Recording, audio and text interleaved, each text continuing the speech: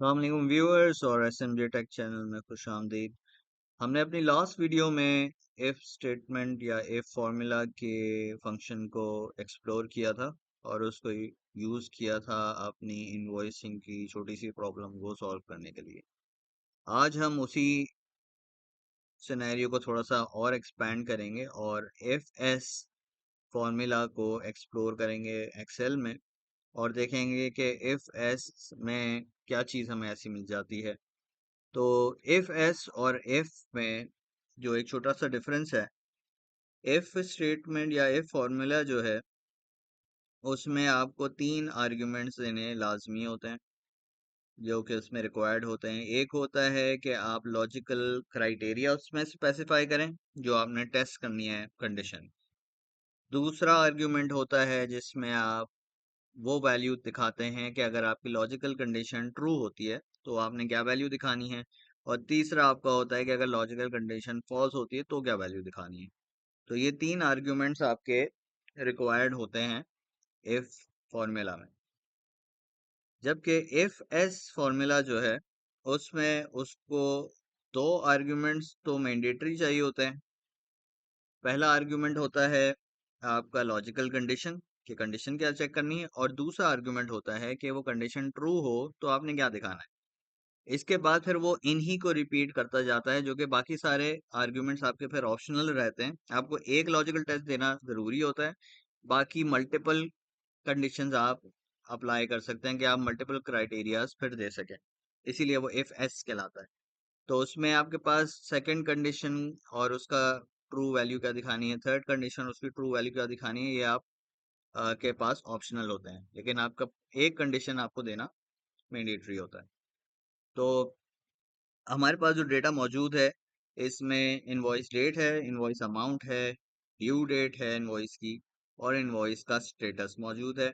इस स्टेटस को मैंने यूज करते हुए फिर पेमेंट कैटेगरी के नाम से एक कॉलम बनाया हुआ है और उसमें सेल में ये कंडीशन लगाई हुई है इफ हैज को यूज करते हुए, जिसमें कि हम चेक कर रहे हैं कि अगर इनवॉइस का स्टेटस ओपन है तो हम उसको डिलेड पेमेंट काउंट कर रहे हैं, और अगर पेड है तो उसको हम ऑन टाइम पेमेंट दिखा रहे हैं, और नॉट सेंट है दैट मीन्स कि वो भी फ्यूचर पेमेंट है। तो अब हम अपनी वर्किंग शीट की तरफ आते हैं और इसमें हम देखते हैं कि इसको हम कैसे अप्लाई कर सकते हैं।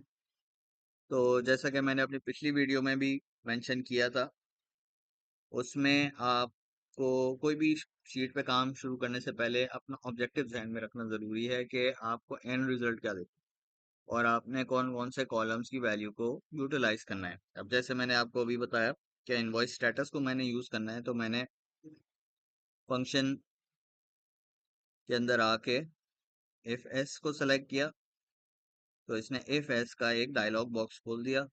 यहाँ पे इसने कहा लॉजिकल टेस्ट बताने को, तो इसको मैं लॉजिकल टेस्ट बताता हूँ कि मुझे F3 वाला जो कॉलम है इसकी वैल्यू चेक करनी है कि क्या इसके अंदर अगर ओपन स्टेटस आ रहा है। इसने यहाँ पे इमीडिएटली दिखा दिया कि अगर मैं ये वाली स्टेटमेंट लगाऊंगा तो इसका रिजल्ट फॉल्स आएगा, विच इज़ फाइन।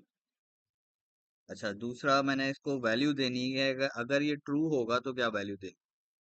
अच्छा, ट्रू अगर ये होगा तो मुझे इसको शो करना है डिलेड पेमेंट, यानी कि एक पेमेंट जो है वो डिले हुई हुई है क्योंकि अभी इनवॉइस स्टेटस ओपन है। अब यहाँ पे आपने देखा जब ये स्टार्ट किया था हमने तो सिर्फ ये दो आपको आर्ग्यूमेंट्स दिखा रहा था, तीसरा इसने अब खुद से दोबारा से डाल दिया जैसे ही मैं वैल्यू इफ ट्रू के अंदर आया, जो कि अब रिपीट हो रहा है लॉजिकल लॉजिकल टेस्ट 2। इसमें मैं फिर से कहूँगा कि F3 में अगर वैल्यू पेड आ रही, इसने कहा अगर ये आप कंडीशन लगाते हैं तो ये ट्रू आई। अच्छा, मैं यहाँ पे दिखाता हूँ कि ये ट्रू आ रही है, तो मुझे इस केस में ये दिखाना है कि ये ऑन टाइम पेमेंट है। अब आप देखें इसने खुद से लॉजिकल टेस्ट 3 ऐड कर दिया। ये एक्सेल डायनामिकली जो है ना इन टेक्स्ट बॉक्सेस को जनरेट करता रहता है। मैंने दोबारा से कहा मेरे पास क्योंकि तीन कंडीशंस हैं तो मैंने तीसरी कंडीशन स्पेसिफाई कर दी कि नॉट सेंट होनी चाहिए। उसने कहा ये कंडीशन अगर आप डालेंगे तो फॉल्स आएगी। यहाँ पे फिर मैंने स्पेसिफाई कर दिया कि अगर ये वैल्यू जब अगर ट्रू आए जब कहीं भी, तो मैंने इसको एज फ्यूचर पेमेंट कैटेगराइज करना है। अब मैं नीचे अगर स्क्रॉल करूं तो आप देख सकते हैं यहाँ पे लॉजिकल टेस्ट 4 और इसने वो जनरेट कर दिया। मेरे पास चूंकि मजीद कोई कंडीशन लगाने की है नहीं, तो मैं इसमें इसको इग्नोर करते हुए ओके कर दूंगा, क्योंकि जैसे मैंने पहले कहा कि सिर्फ लॉजिकल टेस्ट 1 और उसकी value is the required argument, बाकी सारे जो है ना वो ऑप्शनल होते हैं, तो आप छोड़ सकते हैं।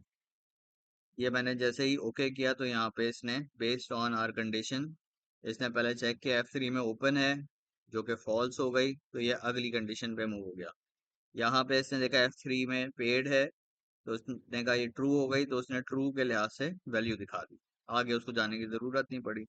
अभी मैं इसको यहाँ बॉटम राइट क्रॉस हेयर जब आता है, इसको लेफ्ट क्लिक प्रेस किए हुए ड्रैग करता हूँ, तो ये इस फॉर्मूला को बाकी सारे सेल्स के अंदर एक्सेल जो है ट्रांसमिट कर देगा। और आप देख सकते हैं कि यहाँ पे जहाँ जहाँ ये पेड मैच हो रहा है, यहाँ पे ये दिखा रहा है। इसी तरह से यहाँ पे इसने कंडीशन मैच की ओपन, तो पहली कंडीशन मैच हो गई, इसने यहाँ पे डिलेड पेमेंट दिखा दिया। फिर इसने यहाँ पे तीसरे वाले कंडीशन पहली वाली ओपन मैच की, नहीं मैच हुई, सेकंड पे गया, पेड मैच की, वो भी नहीं मैच हुई, ये थर्ड पे आ गया। इसने देखा कि नॉट सेंट आ रहा है यहाँ पे, और ये फ्यूचर पेमेंट दिखा दिया। तो इस तरह से हमारा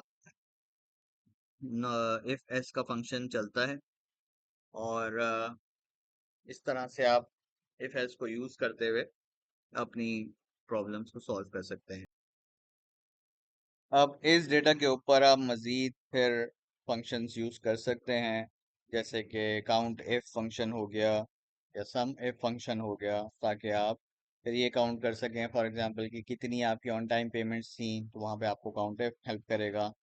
या अगर आपको सम करना है कितनी ऑन टाइम थी, कितनी डिलेड पेमेंट्स हैं और कितनी फ्यूचर पेमेंट्स हैं, तो वहाँ पे आपको सम एफ हेल्प करेगा। तो ये अलग अलग वीडियोस हैं जो कि मैंने सम एफ और काउंट एफ की भी अलग से पहले रिकॉर्ड की हुई हैं, तो आप देख सकते हैं चैनल पे। तो वंस आपके पास एक कैटेगरी आ जाती है इफ एस यूज करते हुए, तो आप और भी उस पर मजीद फॉर्मूलाज लगा के फिर अपना बाकी डेटा को प्रोसेस कर सकते हैं। तो आई होप कि ये वीडियो आपके लिए हेल्पफुल रही होगी, और अगर इस वीडियो से आपको हेल्प मिली है तो प्लीज़ इस वीडियो को ज़रूर लाइक कीजिएगा। और इस चैनल पे सब्सक्राइब रहेंगे तो आपको फ़ायदा होगा कि आपको इस तरह की छोटी छोटी वीडियोस देखने को मिलती रहेंगी, जो कि बहुत बेसिक सी प्रॉब्लम स्टेटमेंट्स को एड्रेस कर रही होती हैं। तो ज़रूर सब्सक्राइब रहें चैनल पे, और अपना बहुत ख्याल रखिएगा, और अल्लाह हाफिज़।